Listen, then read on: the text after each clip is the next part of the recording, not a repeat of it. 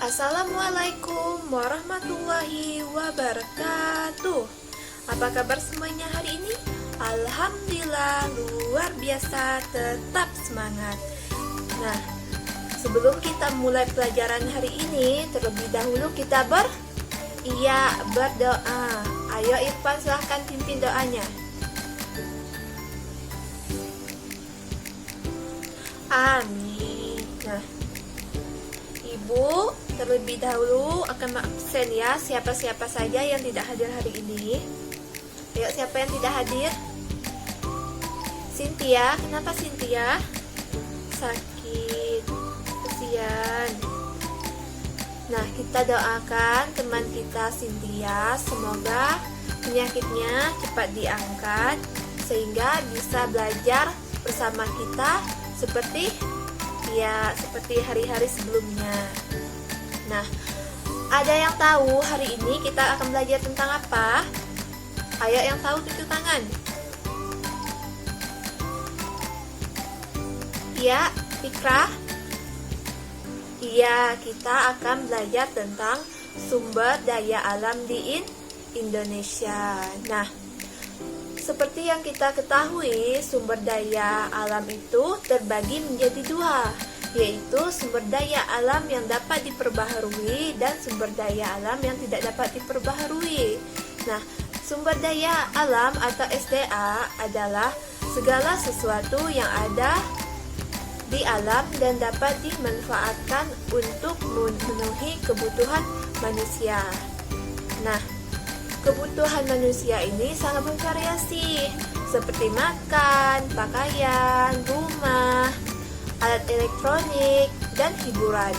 Hal ini membuat manusia sangat bergantung pada alam. Nah, untuk lebih mendalami materi kita tentang sumber daya alam, silahkan kalian saksikan video pembelajaran berikut ini. Di video kali ini, kita kembali belajar pada tema 6, subtema 1, muatan pelajaran, ilmu pengetahuan, sosial. Menjelaskan sumber daya alam di Indonesia. Sebagai negara agraris, wilayah Indonesia dapat ditumbuhi berbagai tanaman pertanian dan perkebunan. Tanaman tersebut dapat tumbuh dengan subur bila dirawat dengan baik dan ditanam di lingkungan yang sesuai. Ayo perhatikan lingkungan yang sesuai untuk tanaman berikut. Untuk daerah dataran tinggi, ciri-cirinya yaitu ketinggian lebih dari 400 meter di atas permukaan laut. Kemudian, udaranya dingin dan tanahnya subur. Jenis tanaman yang cocok di daerah dataran tinggi seperti brokoli, wortel, kol, kentang, dan apel. Selanjutnya, lingkungan pegunungan. Ciri-ciri lingkungan pegunungan, ketinggian lebih dari 500 meter di atas permukaan laut. Udaranya dingin dan tanahnya juga subur. Jenis tanaman yang cocok untuk daerah pegunungan seperti teh, karet, kentang, pohon kina, dan wortel. Selanjutnya, daerah pantai. Ciri-cirinya, ketinggian 0 meter di atas permukaan laut. Udaranya panas dan tanahnya kurang subur dan berupa pasir.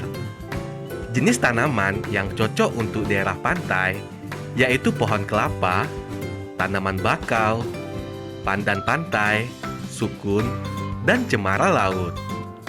Kemudian lingkungan dataran rendah. Ciri-cirinya, ketinggian antara 0 sampai dengan 200 meter di atas permukaan laut. udaranya panas. Jenis tanaman yang cocok: mangga, kedelai, padi, jagung, dan kayu jati. Hubungan lingkungan, sumber daya alam, dan kegiatan masyarakat. Lingkungan pegunungan. Potensi sumber daya alamnya seperti teh, karet, kentang, dan wortel.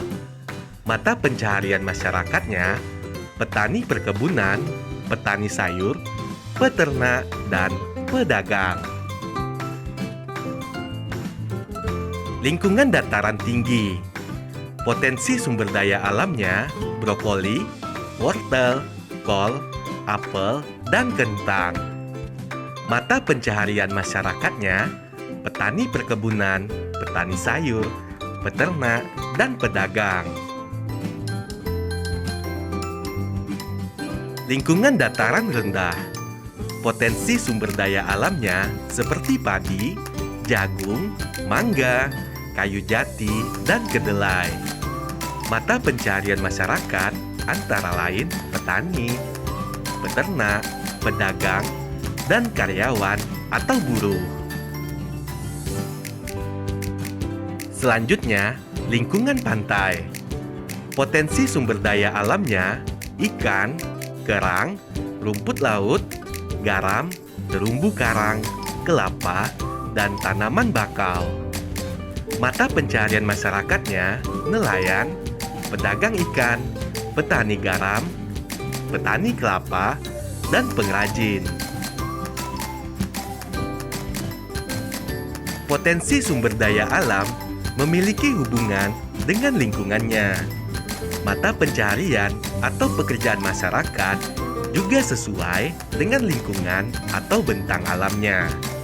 Dengan demikian, lingkungan memengaruhi sumber daya alam yang dihasilkan dan mata pencaharian masyarakat. Menjelaskan sumber daya alam atau SDA yang dapat diperbarui.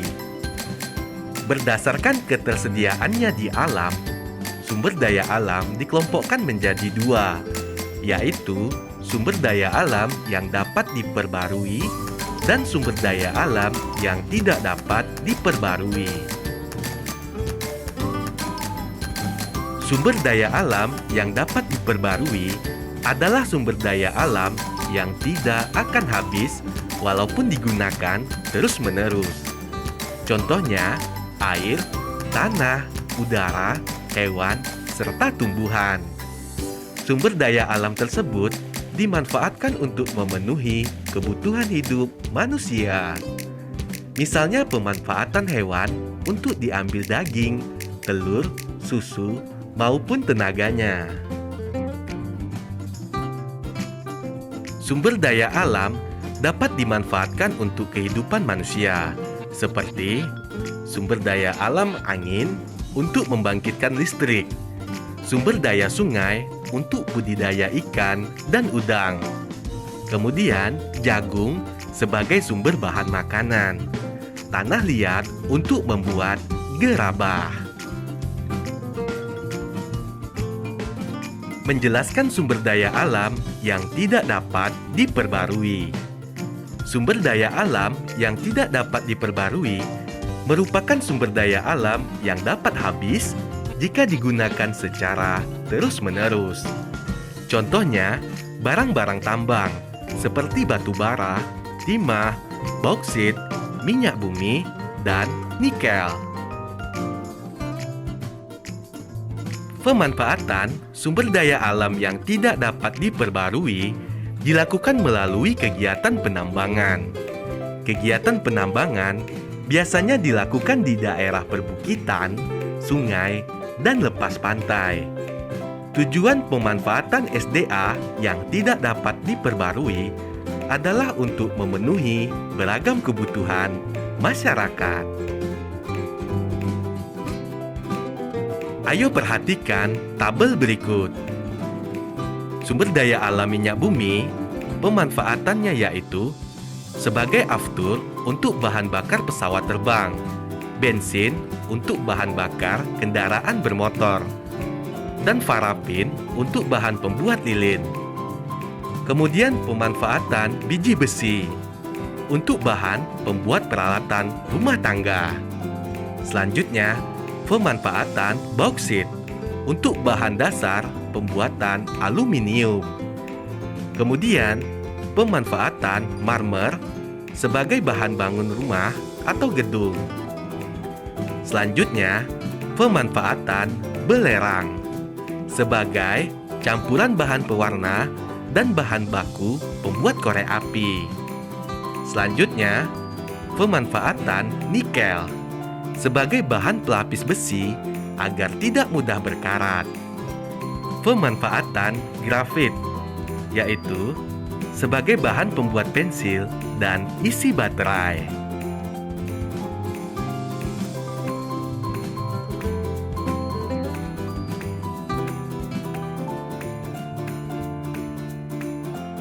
Nah, sebagai negara agraris, wilayah Indonesia dapat ditumbuhi berbagai tanaman pertanian dan perkebunan. Tanaman tersebut dapat tumbuh dengan subur bila dirawat dengan baik dan ditanam di lingkungan yang tepat. Nah, sumber daya alam berpengaruh terhadap kegiatan dan penghasilan masyarakat. Sumber daya alam sendiri terbagi menjadi dua, yaitu sumber daya alam yang dapat diperbaharui dan sumber daya alam yang tidak dapat diperbaharui. Nah, sumber daya alam yang tidak dapat diperbaharui contohnya sumber daya alam yang dapat diperbaharui contohnya seperti air, tanah, udara, hewan serta tumbuhan. Nah, contoh dari sumber daya alam yang tidak dapat diperbaharui yaitu barang-barang tambang seperti batu bara, timah, minyak bumi, dan nikel. Nah, manfaat sumber daya alam bagi manusia yaitu untuk menjaga kelestarian dan keseimbangan alam. Nah, sumber dapat juga sebagai sumber energi dan bahan bakar. Contohnya seperti apa? Ayo, ada yang tahu? Iya, seperti minyak bumi. Nah, selanjutnya apa? Iya, untuk kebutuhan makan bagi manusia dan hewan. Contohnya seperti apa? Iya, seperti hewan dan tumbuhan. Nah, sampai di sini ada yang ingin ditanyakan? Ayo tunjuk tangan yang belum paham. Oh, SDA itu adalah sumber daya alam. Nah, SDA itu kan terbagi menjadi dua, yaitu bisa diperbaharui dan tidak bisa diperbaharui. Nah, sumber daya alam ini tidak bisa kita gunakan secara terus-menerus, bisa habis. Contohnya seperti, ya, ada yang tahu contoh sumber daya alam yang bisa habis bila kita gunakan secara terus-menerus? Ayo, yang tahu tunjuk tangan. Iya, seperti minyak bumi. Kalau sumber daya alam yang bisa diperbaharui contohnya seperti apa? Ayo, ada yang tahu tunjuk tangan. Iya, air. Terus tanah, apalagi? Udara. Nah, ada lagi yang belum paham tangannya? Udah paham semua? Alhamdulillah. Nah, untuk lebih mendalami materi ini, Ibu kasih kalian tugas di rumah, yaitu halaman 35. Bagian esai dari nomor 1 sampai nomor 5. Kalian kerjakan ya. Iya. Nah, sebelum kita menutup pembelajaran kita hari ini, terlebih dahulu mari kita berdoa. Ayo, berdoa dimulai. Selesai. Nah, alhamdulillah kita sudah menyelesaikan pembelajaran hari ini. Ibu akhiri dengan wabillahi taufik wal hidayah. Wassalamualaikum warahmatullahi wabarakatuh.